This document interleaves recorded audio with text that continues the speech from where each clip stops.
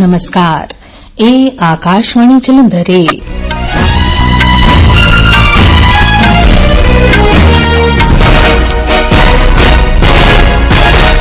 ਖਬਰਾਂ ਦੇ ਨਾਲ ਮੈਂ ਸਰਬਜੀਤ ਕੌਰ। ਪਹਿਲਾਂ ਇਸ ਬੁਲੇਟਿਨ ਦੀਆਂ ਖਾਸ ਖਬਰਾਂ। ਰਾਸ਼ਟਰਪਤੀ ਦ੍ਰੌਪਦੀ ਮੁਰਮੂ ਦਾ ਕਹਿਣਾ ਕਿ ਸਨਅਤ ਅਤੇ ਸਿੱਖਿਆ ਦੇ ਖੇਤਰ ਵਿੱਚ ਸਹਿਯੋਗ ਰਾਹੀਂ ਕੰਮ ਕਰਨ ਵਾਲੀਆਂ ਸੰਸਥਾਵਾਂ ਦੇਸ਼ ਦੇ ਵਿਕਾਸ ਵਿੱਚ ਵੱਡਾ ਯੋਗਦਾਨ ਪਾਉਂਦੀਆਂ ਨੇ। भाजपा के सीनियर नेता तो प्रधानमंत्री नरेंद्र मोदी ने आज नवी दिल्ली स्थित पार्टी सदर मुकाम तो भाजपा की मैंबरशिप मुहिम की शुरुआत की थी। मंत्रिमंडल ने किसानों के जीवन में बेहतर बनाने ते उन्हां दी आमदन बढ़ाउण लई 13,966 करोड़ रुपए के कुल खर्चे ते 7 योजनावां नूं प्रवानगी दित्ती है। मंत्रिमंडल ने गुजरात के सानंद में एक सेमीकंडक्टर इकाई कायम करने लई केन सेमीकॉन प्राइवेट लिमिटेड की तजवीज़ नूं भी मंजूरी दे दित्ती है। ते सुप्रीम कोर्ट ने आज शंभू सरहद ते प्रदर्शन कर रहे किसानां दी शिकायतां नूं सुलझाउण लई पंजाब ते हरियाणा हाई कोर्ट दे साबका जज जस्टिस नवाब सिंह दी अगवाई विच एक कमेटी दा गठन कीता है। हुण खबरां विस्तार नाल। राष्ट्रपति द्रौपदी मुर्मू ने कहा कि जो संस्था सनअत ਅਤੇ ਸਿੱਖਿਆ ਦੇ ਖੇਤਰ ਵਿੱਚ ਸਹਿਯੋਗ ਰਾਹੀਂ ਚੰਗੀ ਤਰ੍ਹਾਂ ਕੰਮ ਕਰਦੀ ਹੈ ਉਹ ਦੇਸ਼ ਦੇ ਵਿਕਾਸ ਵਿੱਚ ਵੱਡਾ ਯੋਗਦਾਨ ਪਾਉਂਦੀ ਹੈ। ਉਹ ਅੱਜ ਮਹਾਰਾਸ਼ਟਰ ਦੇ ਕੋਲਾਪੁਰ ਦੇ वारना नगर श्री वारना महिला सहकारी बहुसन्नति समूह के गोल्डन जुबली समारोह विच बोल रहे सन। अपने संबोधन विच उन्हां देश के आर्थिक विकास में सहकारिता के योगदान ते चानना पाया। निजी उद्यम और व्यापार ने देश के आर्थिक विकास में महत्वपूर्ण भूमिका निभाई है, लेकिन सहकारिता का योगदान देश के विकास में अतुलनीय है। अमूल और लिज्जत पापड़ जैसी घर घर में जाने वाले ब्रांड सहकारिता की ही देन है। मॉडर्न मैनेजमेंट में भी सहकारिता को महत्व दिया जाता है। आज इस वाराणा घाटी में जो विकास हुआ है उसके मूल में सहकारिता ही है। इस मौके महाराष्ट्र के राज्यपाल सीपी राधाकृष्णन, उप मुख्यमंत्री देवेंद्र फडणवीस, केंद्रीय राज्य मंत्री रक्षा खड़से ते होर पतवंते मौजूद सन। समूह दे संस्थापक दाता साहेब कोरे दे काम दी शलाघा करते हुए राष्ट्रपति ने कहा कि दाता साहेब सहकारी खेतर विच औरतां दे योगदान दी समर्था विच विश्वास रखदे सन। उन्होंने कहा कि औरतां सिक्ख्या, सेहत ते माली खेतर समेत सारे खेतरां विच अग्गे ने। भाजपा के सीनियर नेता ते प्रधानमंत्री नरेंद्र मोदी ने आज नवी दिल्ली विच पार्टी सदन मुकाम तो भाजपा की मैंबरशिप की शुरुआत की थी। उन्होंने पार्टी प्रधान जेपी नड्डा तो अपनी मैंबरशिप नव्याउण का प्रमाण पत्र प्राप्त किया। अपने संबोधन में श्री मोदी ने कहा कि भारत विच भाजपा ही एक अजिही सियासी पार्टी है जो लोकराजी प्रक्रिया का पालन कर रही है ते अपने काम का पसार करती है ते लोकां दी उम्मीदां ते खरा उतरन लई अपने आप ही सुधार करती रहती है। उन्होंने कहा कि भारतीय जनसंघ तो लैके हुण तक पार्टी ने देश में एक नवा सियासी सभ्याचार बनाने लई हर संभव यतन किए ने। प्रधानमंत्री ने कहा कि किसी समय देश के सरहदी पिंडां नूं आखिरी पिंडां वजों जाणिया जांदा सी अते इह नकारात्मकता नूं दर्शाउंदा है, पर भाजपा सरकार ने फैसला किया है कि आखिरी पिंड नहीं सगों पहले पिंड ने। उन्होंने पार्टी वर्करां नूं एक विशेष इकाई बनाउण ते इन्हां पिंडां विच मैंबरशिप मुहिम चलाउण लई कहा, जिस नाल समुचे पिंडां नूं भाजपा दा मैंबर बनाया जावे। श्री मोदी ने कहा कि देश में अजिहे खेतर ने जिथे इन्ने साल बाद भी सहूलतां नहीं पहुंचियां ने। उन्होंने कहा कि भाजपा सरकार ने प्रधानमंत्री जनमन योजना बनाकर एक विशेष यतन शुरू किया है। भाजपा के राष्ट्रीय प्रधान जगत प्रकाश नड्डा ने अपने संबोधन में कहा कि भाजपा ही एक अजिही पार्टी है जो भारतीय संविधान में दर्ज कदरां कीमतां के अनुसार काम करती है। उन्होंने कहा कि श्री मोदी देश के प्रधान सेवक ने ते सारे पार्टी वर्करां लई प्रेरणा के स्रोत अते आदर्श ने।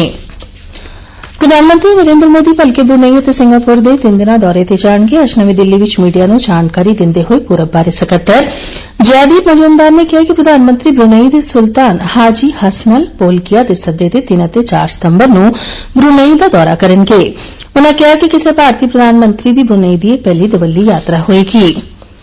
यह दौरा भारत और ब्रुनेई दरमियान कूटनीतिक संबंधों की स्थापना की 40वीं वर्षगांठ समय हो रहा है। श्री मजूमदार ने दस्सिया कि दौरे दौरान प्रधानमंत्री मोदी ब्रुनेई नाल दवल्ले संबंधां अते सहयोग के सारे पहलुआं ते दवल्ले विचार वटांदरे करनगे अते सहयोग के नवे खेतरां दी घोख करनगे। अपने दौरे के दूजे पड़ाव च प्रधानमंत्री सिंगापुर के अपने हमरुतबा लॉरेंस वोंग के सद्दे ते 4 ਅਤੇ 5 सितंबर नूं सिंगापुर जाणगे। ये खबरां तुसीं आकाशवाणी जलंधर तो सुन रहे हो।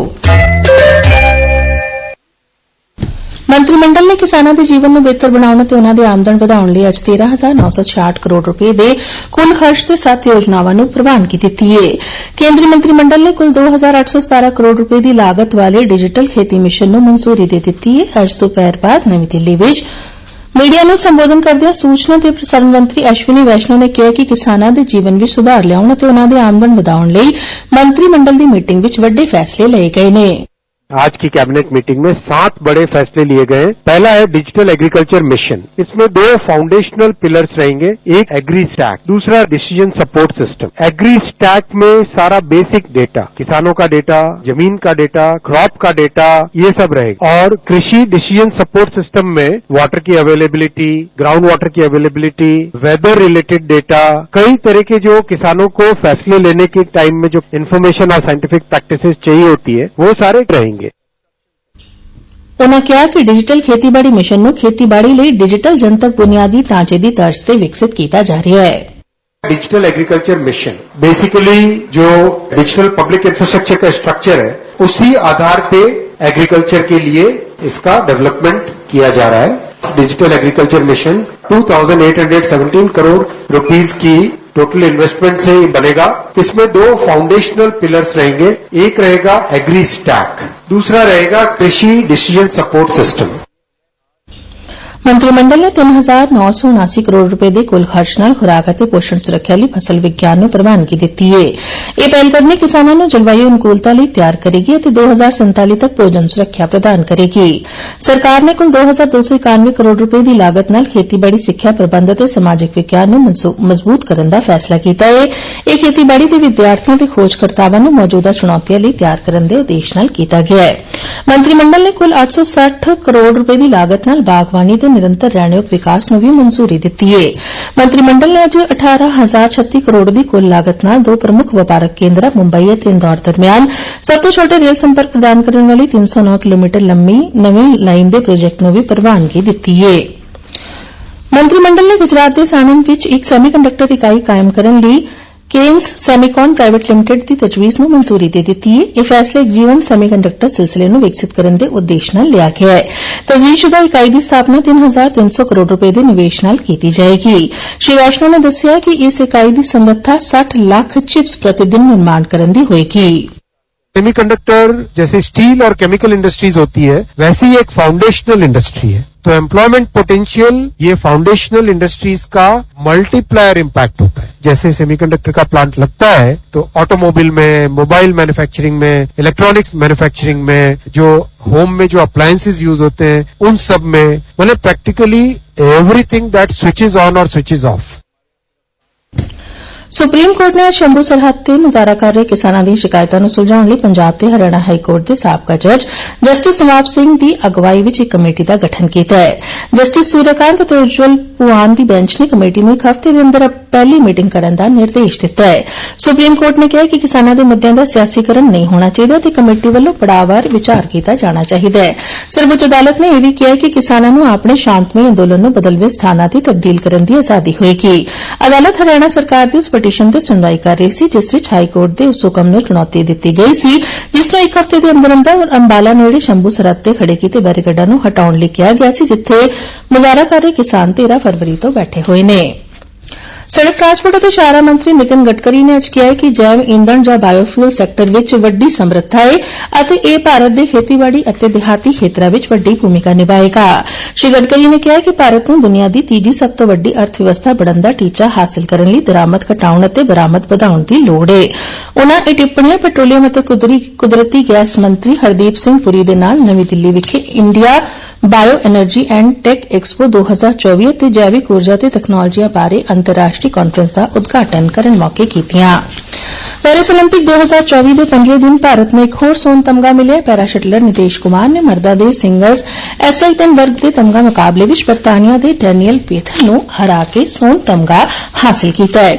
ਇਸ ਤੋਂ ਪਹਿਲਾਂ ਯੋਗੇਸ਼ ਕਥੂਨੀਆ ਨੇ ਮਰਦਾਂ ਦੇ ਡਿਸਕਸ ਥਰੋ F56 ਫਾਈਨਲ ਵਿੱਚ ਚਾਂਦੀ ਦਾ ਤਮਗਾ ਜਿੱਤਿਆ ਹੈ। ਆਖਿਰ 'ਚ ਖਾਸ ਖਬਰਾਂ। ਰਾਸ਼ਟਰਪਤੀ ਦ੍ਰੌਪਦੀ ਮੁਰਮੂ ਦਾ ਕਹਿਣਾ ਹੈ ਕਿ ਸਨਅਤ ਅਤੇ ਸਿੱਖਿਆ ਦੇ ਖੇਤਰ ਵਿੱਚ ਸਹਿਯੋਗ ਰਾਹੀਂ ਕੰਮ ਕਰਨ ਵਾਲੀ ਸੰਸਥਾ ਦੇਸ਼ ਦੇ ਵਿਕਾਸ ਵਿੱਚ ਵੱਡਾ ਯੋਗਦਾਨ ਪਾਉਂਦੀ ਹੈ। ਭਾਜਪਾ ਦੇ ਸੀਨੀਅਰ ਨੇਤਾ ਅਤੇ ਪ੍ਰਧਾਨ ਮੰਤਰੀ ਨਰਿੰਦਰ ਮੋਦੀ ਨੇ ਅੱਜ ਨਵੀਂ ਦਿੱਲੀ ਵਿੱਚ ਸਥਿਤ ਪਾਰਟੀ ਸਦਨ ਮੁਕਾਮ ਤੋਂ ਭਾਜਪਾ ਦੀ ਮੈਂਬਰਸ਼ਿਪ ਦੀ ਮੁਹਿੰਮ ਦੀ ਸ਼ੁਰੂਆਤ ਕੀਤੀ ਹੈ। ਮੰਤਰੀ ਮੰਡਲ ਨੇ ਕਿਸਾਨਾਂ ਦੇ ਜੀਵਨ ਨੂੰ ਬਿਹਤਰ ਬਣਾਉਣ ਅਤੇ ਉਨ੍ਹਾਂ ਦੀ ਆਮਦਨ ਵਧਾਉਣ ਲਈ ਅੱਜ 13,966 ਕਰੋੜ ਰੁਪਏ ਦੇ ਕੁੱਲ ਖਰਚ ਨਾਲ 7 ਯੋਜਨਾਵਾਂ ਨੂੰ ਪ੍ਰਵਾਨਗੀ ਦਿੱਤੀ ਹੈ ਤੇ ਸੁਪਰੀਮ ਕੋਰਟ ਨੇ ਅੱਜ ਸ਼ੰਭੂ ਸਰਹੱਦ ਤੇ ਮੁਜ਼ਾਹਰਾ ਕਰ ਰਹੇ ਕਿਸਾਨਾਂ ਦੀਆਂ ਸ਼ਿਕਾਇਤਾਂ ਨੂੰ ਸੁਲਝਾਉਣ ਲਈ ਪੰਜਾਬ ਅਤੇ ਹਰਿਆਣਾ ਹਾਈ ਕੋਰਟ ਦੇ ਸਾਬਕਾ ਜੱਜ ਜਸਟਿਸ ਨਵਾਬ ਸਿੰਘ ਦੀ ਅਗਵਾਈ ਵਿੱਚ ਇੱਕ ਕਮੇਟੀ ਦਾ ਗਠਨ ਕੀਤਾ ਹੈ।